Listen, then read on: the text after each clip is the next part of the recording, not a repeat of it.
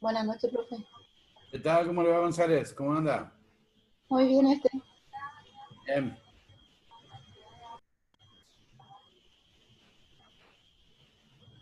¿Habló, profe? El... Activa tu cámara.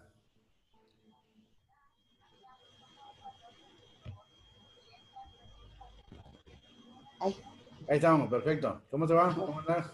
Bien, bien, Bien, espectacular. ¿Cómo anduvieron con la clase pasada? Bien, profe. Bien. ¿Entendieron? ¿Fue comprensiva digamos, la clase? Sí, sí, Bien. sí. ¿Tuvo La tiempo? verdad que quien no sufre de esas afecciones, ¿no? Así que estuvo muy buena. ¿Cómo decís? No te escuché. Te digo que quien no sufre de esas afecciones, estuvo muy buena la clase. Bueno, perfecto. Sí, lo importante es eso que entiendan, porque vos sabés que no es un tema fácil, ¿eh?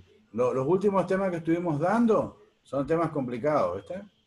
Sí, El tema de pie diabético, el tema de heridas, ¿viste? Son temas medio retorcidos, ¿viste? Que por ahí se entienden y por ahí no tanto, ¿viste? Así que bueno, ojalá sí, que puedan aprovechar, ¿viste? Encima son temas re comunes, ¿viste? Porque les va a tocar en algún momento, van a tener que lidiar con algo de eso, ¿viste? Entonces, es sí, importante que entiendan, ¿viste? sí, profesor. No te olvides de dar tu entrada tu presente por el chat. Sí, justo eso le iba a decir. Ya.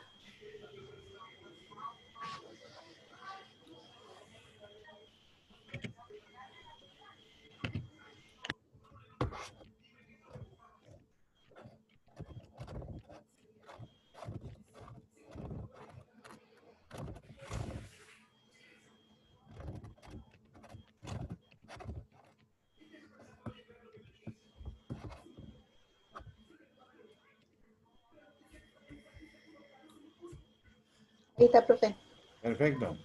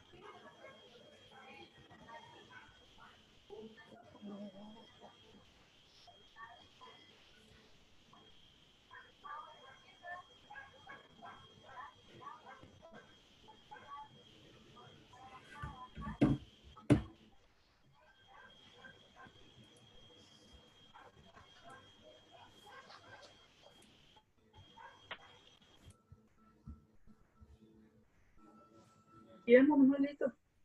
¿Qué tal? Yo ¿Cómo te creo que... va? Dale beso, chucho. ¿Qué tal?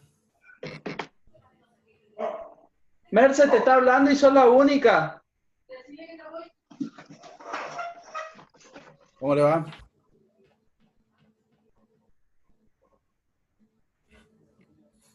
Bien, buenas tardes, buenas noches. Ay, perdón, está defectuoso.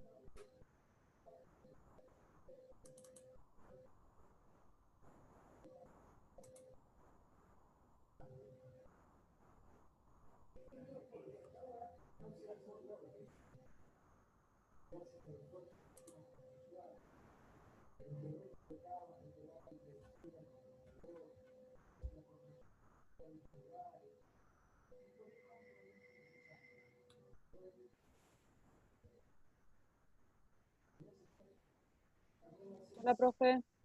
¿Qué tal? ¿Cómo te va? ¿Cómo estás?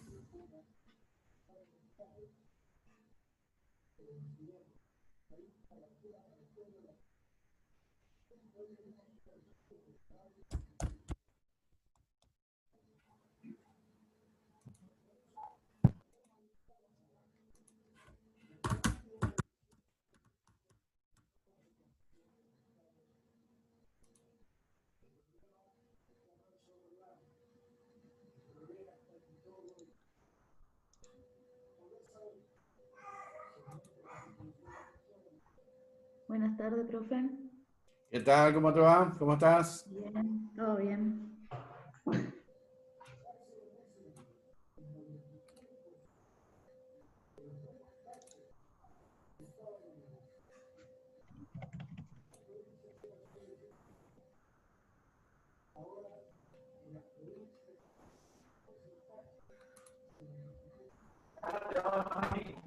Buena, profe. Hola, ¿cómo te va? ¿Cómo estás? ¿Todo bien? ¿Todo bien? Espectacular.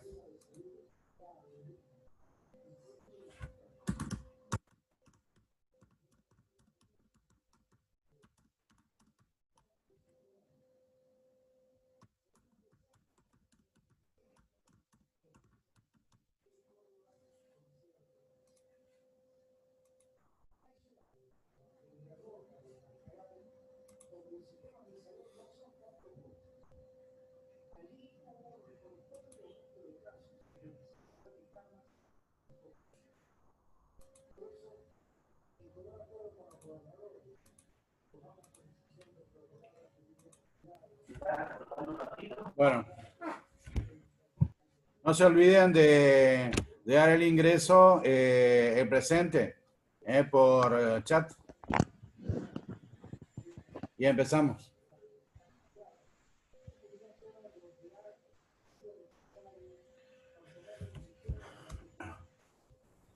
Buenas noches, profesor. ¿Qué tal? ¿Cómo te va? ¿Cómo estás? Bueno, Bien, usted. ¿qué tal anduvieron con el tema de la clase pasada? La lumbalgia, la lumbociatalgia y toda esa historia.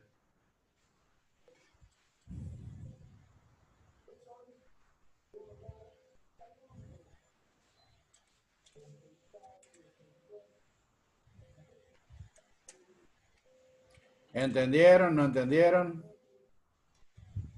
Bien, profe. ¿Todo bien? Tanto que me duele ya la lumbalgia. Bueno. De tanto estar sentada. Mal sentada. Ya ella opinando. Y bueno, vos me diste el puntapié. Bueno, lo importante es que Profe, ustedes aprendan. ¿Sí? ¿Te escuchan? en el foro le dejé una pregunta que después me acordé y me olvidé de preguntarle en la clase pasada, así que cuando pueda, me quedó ese por preguntar nada más. Bueno, ¿cómo no? Voy a mirar. Gracias. No, al contrario. Bueno, vamos a tocar el tema de hoy.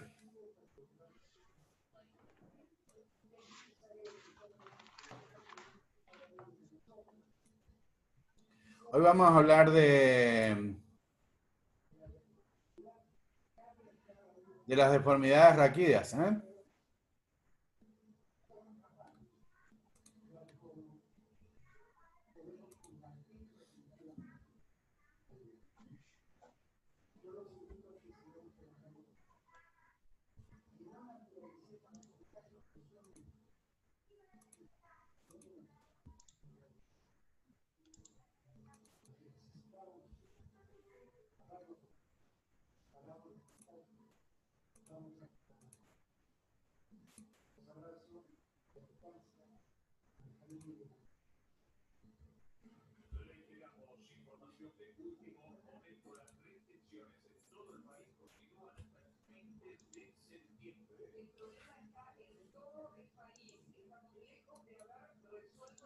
Bueno, respecto a la columna vertebral, la columna vertebral es una estructura anatómica compuesta por huesos, articulaciones, ligamentos y estructuras musculares que se insertan sobre ella, destinadas a darle estabilidad. Esta columna, como el nombre lo refiere, tiene por función sostener la estructura del cuerpo y conformar lo que se llama el esqueleto axial, o esqueleto central, también se llama. Está compuesta por 33 huesos que se extienden por regiones. Tiene una longitud que varía según sea hombre, según sea mujer, y según la talla de la persona y el pronunciamiento, ¿no?, de curvas. En el hombre mide más o menos 70 centímetros, en algunos más petizos como yo, medirá un poco menos. En algunas personas que tienen más talla, mide más, tiene más longitud. En las mujeres mide alrededor de 60 centímetros. Esta columna, como ya lo mencioné recién, tiene zonas, tiene regiones, a las que podemos dividir en región cervical, formada por 7 vértebras cervicales, la región dorsal, conformada, más larga, conformada por 12 vértebras dorsales, o vértebras torácicas también se llaman. La región lumbar, conformada por 5 vértebras lumbares. La región sacra, con 5 vértebras. Y las vértebras coxígeas, que pueden estar por un número variable de vértebras. Pueden tener de 3 a 5 vértebras aproximadamente.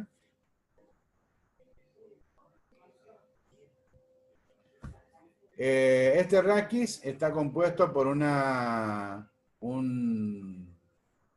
conjunto musculoesquelético, como ya les dije, que funciona, es una estructura funcional que está en equilibrio, un equilibrio dinámico, pero que puede alterarse por muchísimas causas, especialmente en procesos de cambios como son las fases de crecimiento.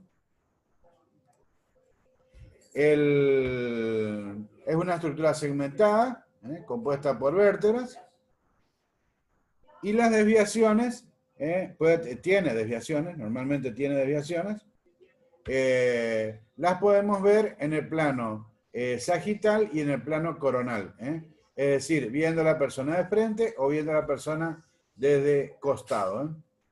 El diagnóstico de estas desviaciones, el diagnóstico precoz, es muy importante, puede ser fundamental, porque estas curvas, estas alteraciones estas desviaciones, producen un rápido deterioro de la columna, sobre todo en las etapas de crecimiento. Hay épocas en las que crecemos bruscamente y son las épocas en las que la columna es más vulnerable. La estabilidad del raquis va a depender de factores intrínsecos, es decir, factores propios de la columna, y factores extrínsecos, es decir, factores que están por fuera de ella. Esta estabilidad intrínseca va a tener que ver con las estructuras óseas y los discos intervertebrales, es decir, las vértebras y los discos intervertebrales, con las carillas articulares de las vértebras. ¿Se acuerdan que la clase pasada hablamos de las apófisis articulares superiores, inferiores, que se articulaban con las vértebras cercanas? Con las cápsulas articulares de estas articulaciones, con los ligamentos que rodean, como son los ligamentos interespinosos, supraespinosos, ligamento amarillo, ligamento anterior y posterior, por los músculos entre las vértebras, que se llaman músculos cortos intervertebrales, y después hay elementos extrínsecos que también aportan o perjudican la estabilidad. Tiene que ver con los músculos abdominales y con la caja torácica y las articulaciones costovertebrales. Una hipotonía de los músculos abdominales puede provocar inestabilidad en la columna y generarnos algunos problemas. Como así también algunos problemas en las costillas pueden llegar a generar problemas en la columna. La unidad funcional del raquis, es decir, la mínima porción que tiene función en el raquis, está formado por dos articulaciones, por el disco, por dos vértebras. Esta es una vértebra y esta es otra vértebra. Bueno, las dos forman una unidad funcional. El disco que está en el medio, ¿alcanzan a ver? Sí. El disco que está en el medio, el ligamento amarillo, el ligamento intervertebral anterior, también está por acá, el ligamento intervertebral posterior, los ligamentos interespinosos y los músculos que se insertan en toda esta zona. Esto es lo que forma la unidad funcional del raquis, de la columna. Viéndola de frente, la columna vertebral es casi recta, no es recta del todo. Es casi recta, y esto lo vamos a ver sobre todo en este tipo de radiografías. Esta radiografía se denomina espinograma, de frente, y espinograma de perfil. Son las radiografías que se piden cuando nosotros queremos estudiar los defectos en la columna, las torsiones de la columna. Y vemos que hay una ligera curva acá, que parecería una escoliosis, pero no es una escoliosis, que es una curva que normalmente va a presentar la persona y que tiene que ver con qué. ¿Habrá alguien que me pueda iluminar en este aspecto? ¿Por qué la columna está torcida en ese lugar?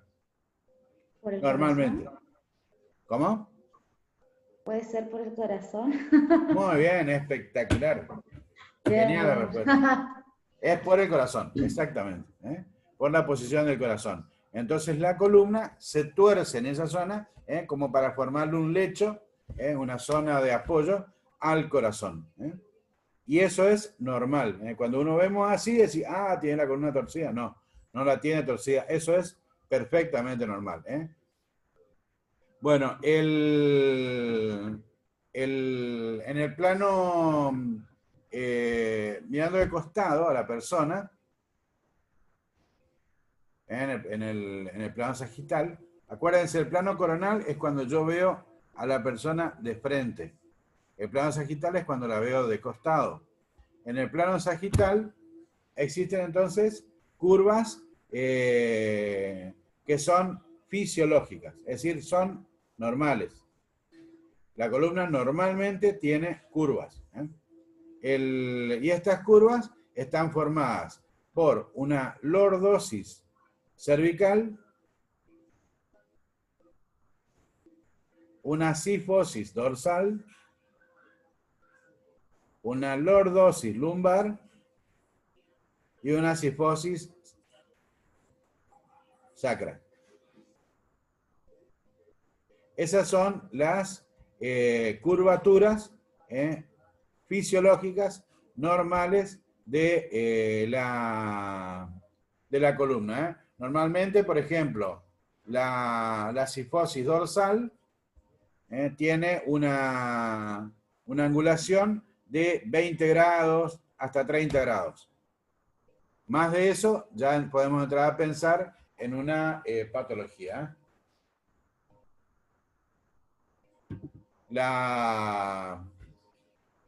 En el caso de la lordosis lumbar, tiene un valor de aproximadamente 35 a 40 grados. Más de eso, hablamos ya de una patología.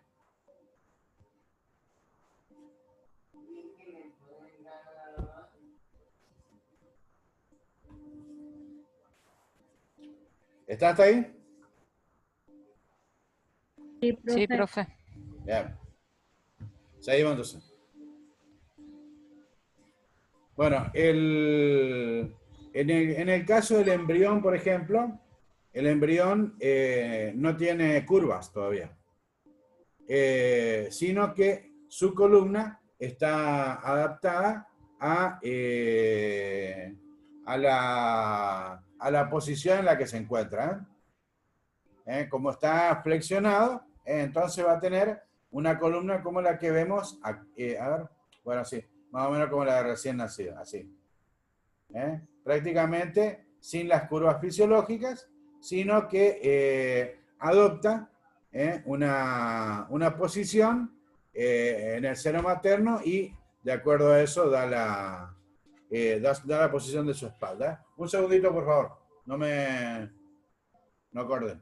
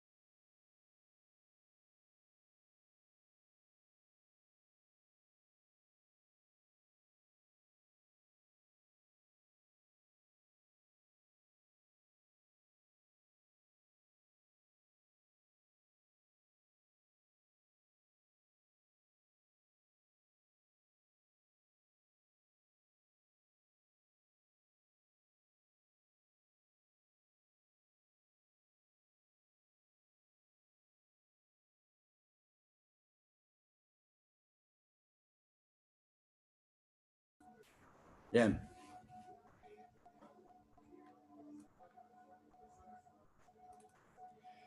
¿Ven la columna acá? Este es un recién nacido, es prácticamente como la columna de un niño en gestación, ¿viste? Bueno, una vez que nace la criatura, comienza a esbozar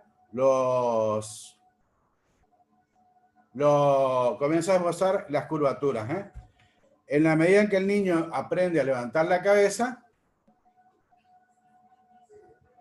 va modificando la posición de su columna cervical, tendiendo a hacer la lordosis cervical.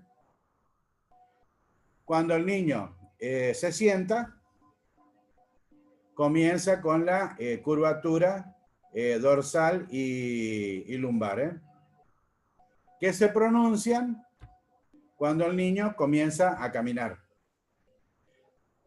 Ya más o menos, tiene las curvaturas formadas a los 14 meses.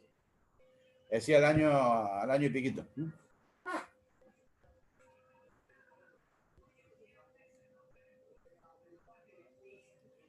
¿Qué deformidades podemos encontrar en el esqueleto de la columna? Bueno, en el esqueleto en general, las deformidades pueden ser estructurales y no estructurales. En el caso de las no estructurales, son de carácter compensador. Son variaciones que genera de manera dinámica el organismo para compensar una situación determinada. Como en el caso, por ejemplo, en que la persona tenga una dismetría de los miembros inferiores o discrepancia de longitud de miembros inferiores, entonces, por ejemplo, los compensa modificando el balance de la pelvis, por ejemplo, y la curvatura lumbar.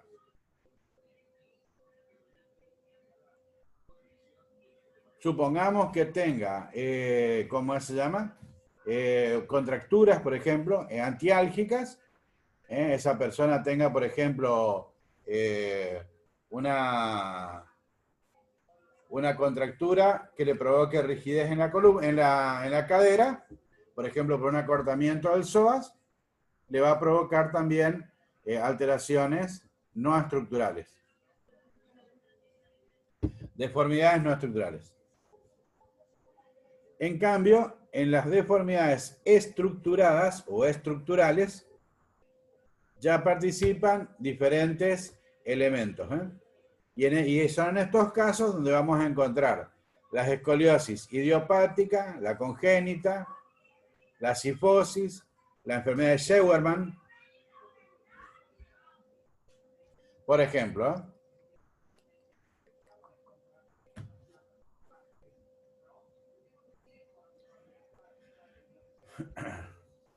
Bueno, vamos a referir un poquito ahora al tema de la escoliosis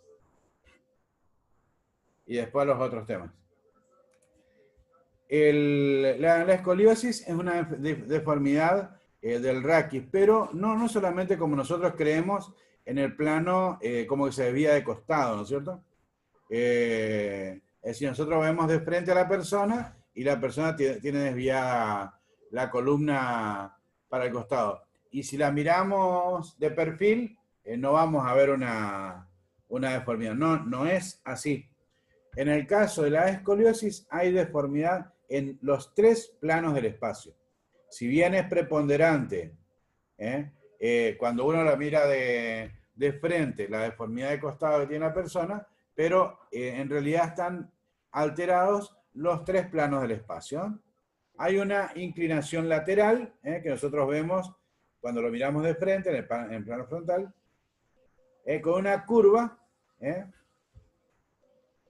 una curvatura que normalmente no tendría que existir.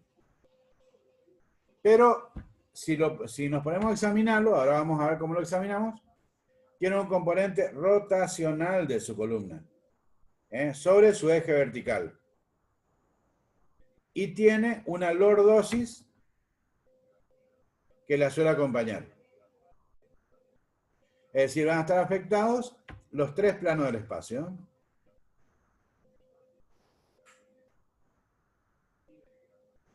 Por eso, cuando se les pregunta ¿qué deformidad es la escoliosis? Te le dicen una deformidad de costado, una deformidad lateral de la columna. Bueno, está bien, no está mal, ¿no es cierto? Pero es una respuesta incompleta. Porque en la escoliosis hay deformidad en los tres planos. La escoliosis probablemente es la afectación más agresiva, dramática y deformante que afecta al raquis. Sobre todo porque aparece ya en la infancia, durante el crecimiento y tiende a empeorar con los brotes de crecimientos agudos. Hay escoliosis que se dan ya desde muy chiquitos y tienen que ir pasando los diferentes periodos de crecimiento y bueno, terminan a veces en un desastre. La incidencia es altísima, por ejemplo en España es del 3 al 5%, se da preferentemente en las mujeres en una proporción de 4:1 con respecto a los hombres. Y por supuesto es importantísimo el diagnóstico precoz para que mediante el corsé podamos atenuar el crecimiento de la curva. Como muchas cosas, con muchos problemas en traumatología, las escoliosis de causa desconocida son las que se dan en la mayoría de los casos, 90% de los casos. Estas son las escoliosis idiopáticas, se llaman.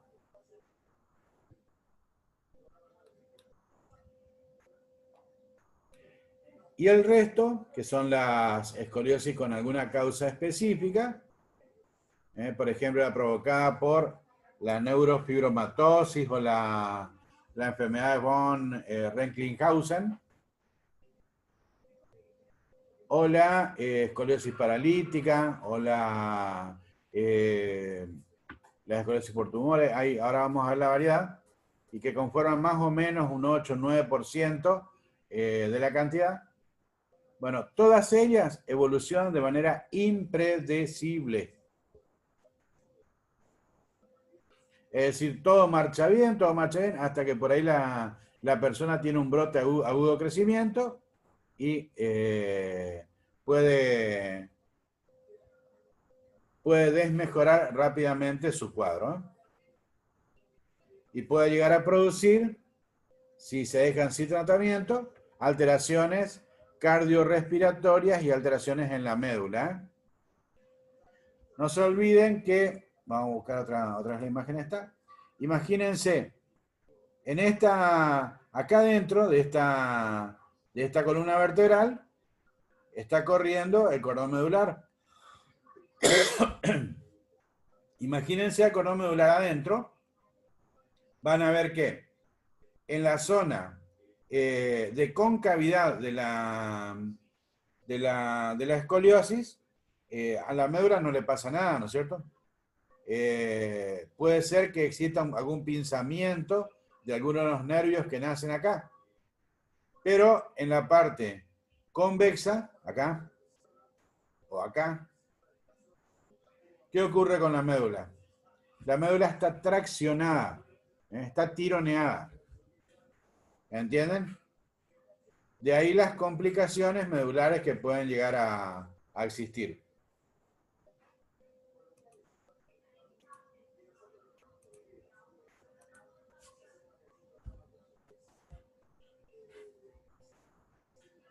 Cuanto más grave sea la curva, más posibilidades hay de perjuicio medular, ¿eh?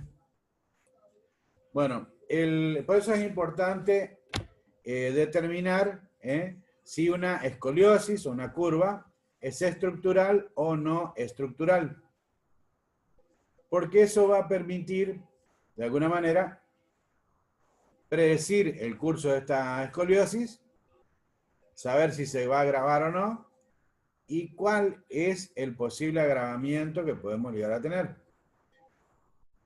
Si vemos una escoliosis que con cada brote de crecimiento acentúa mucho su curva, indudablemente el pronóstico que tiene no es bueno. En cambio, si vemos una escoliosis que más o menos se sostiene, a pesar de los brotes de crecimiento, entonces la posibilidad de que no hayan complicaciones es buena. Bueno, para ver, hay algunos datos que nos permiten saber si una escoliosis es normal o anormal. Cuando termine el tiempo, volvemos a entrar con el mismo link. Bueno, una de las formas que podemos evaluar las escoliosis es a través de lo que se llama el test de Adams. Que consiste en hacer flexionar hacia adelante a una persona. Nosotros nos ponemos atrás y la observamos. ¿Qué observamos? Observamos la espalda de esa persona. Y vamos a ver que en la escoliosis no estructurada es más o menos simétrico. Pero en las escoliosis estructuradas, las más complicadas, va a presentar una jiba del lado escoliótico. ¿Por qué? Acá se ve bien la rotación, el componente rotatorio de la escoliosis. Acá el tórax está rotado. Toda la parrilla costal está rotada y lo que nosotros vemos acá es la protrusión de esa parrilla costal rotada. ¿Ven?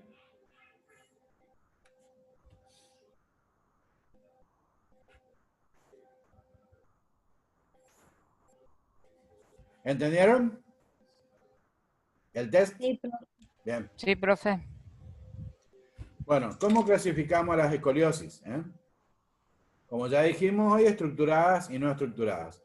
En el caso de las estructuradas, que son las que más nos preocupan, tenemos una escoliosis denominada idiopática, que es la que habíamos dicho que no sabíamos la causa. Y esa escoliosis idiopática depende de la edad que afecte, podemos clasificarla en infantil de 0 a 3 años. Fíjense la edad que estoy hablando, 0 a 3 años. En juvenil, de 3 a 10 años. Y en adolescente, más de 10 años. Bueno, la infantil, la que ataca hasta los 3 años. La que comienza antes de los 3 años, así sería la frase. Es más frecuente en los varones. La desviación lateral generalmente es hacia la izquierda. En un 90% de los casos, sobre todo se la ve en la región torácica. La curva es torácica. Ahora vamos a ver qué tipo de curva hay. Bueno, la podemos dividir en dos tipos. Las escoliosis resolutivas, que con el tiempo se resuelven espontáneamente. En el 85% de los casos, por suerte.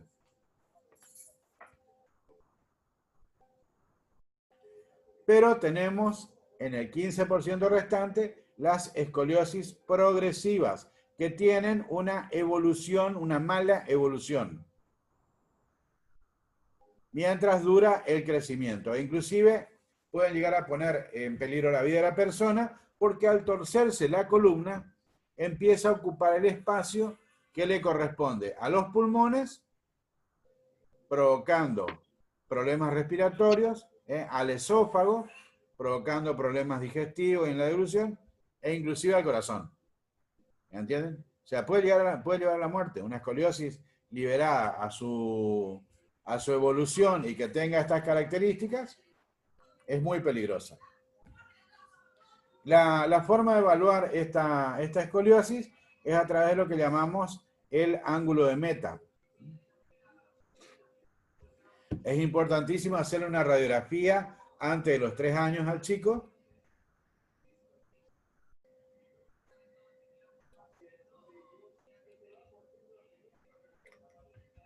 Y buscamos en la radiografía cuál es la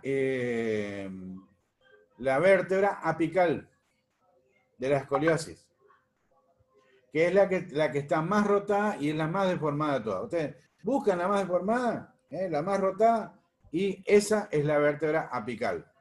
Entonces a esa vértebra le trazamos una tangente que pase por el centro de la vértebra. Vamos a mirar acá. Acá tienen, este es el dibujo y esta es la radiografía. Esta es la vértebra apical, esta es la vértebra apical. Bueno, trazamos una línea que atraviese por la mitad del cuerpo vertebral y después buscamos las costillas que se articulan en ese cuerpo vertebral. Y trazamos otra línea para la costilla derecha y otra línea para la costilla izquierda. Y medimos los ángulos. Este ángulo de acá y este ángulo de acá. Acá tienen, ¿ven? Por ejemplo, el ángulo derecho es de 76 grados. No se olviden que la persona nos está mirando de frente. La radiografía nos mira de frente a nosotros. Bueno, tiene 76 grados y el ángulo del lado izquierdo 83 grados.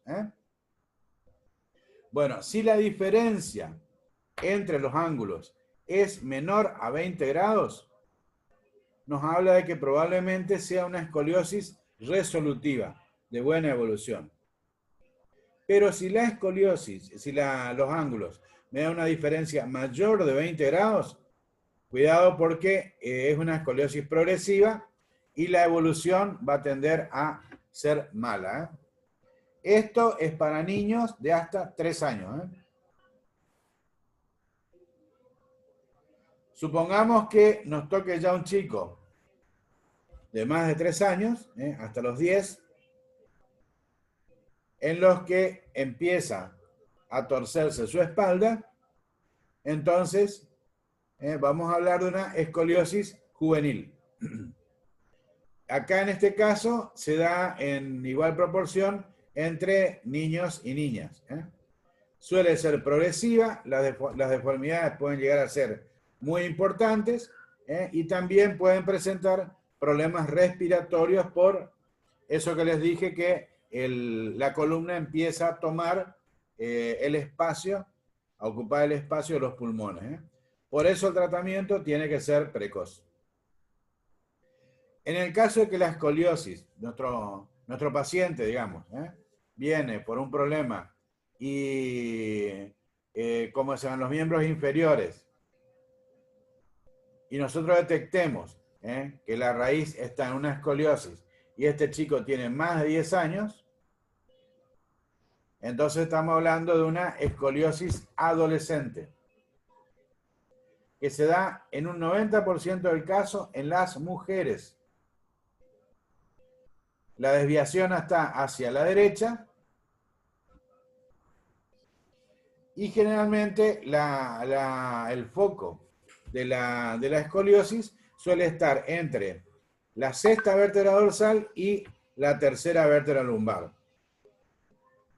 Como ya aparece de manera más o menos tardía, tiene menos posibilidades de evolucionar con, ya quedan pocos brotes, digamos, de crecimiento. Entonces es menos peligrosa. Digamos, tiene menos tiempo de empeorar. Bueno, si tras la menopausia de la mujer la curvatura es menor de 30 grados, podemos hablar de una escoliosis estable. En cambio, si es de más de 30 grados esta escoliosis, cuidado porque tiene tendencia a progresar. Y otra de las características que tiene este tipo de escoliosis es que es dolorosa. A veces se la opera por el gran grado de torsión que tiene, pero muchas veces se la opera también por el gran dolor que produce.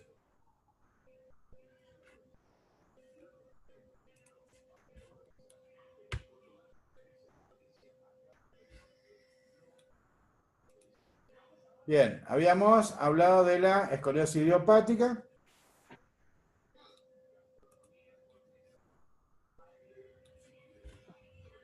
Ahora otro grupo de escoliosis, las neuromusculares.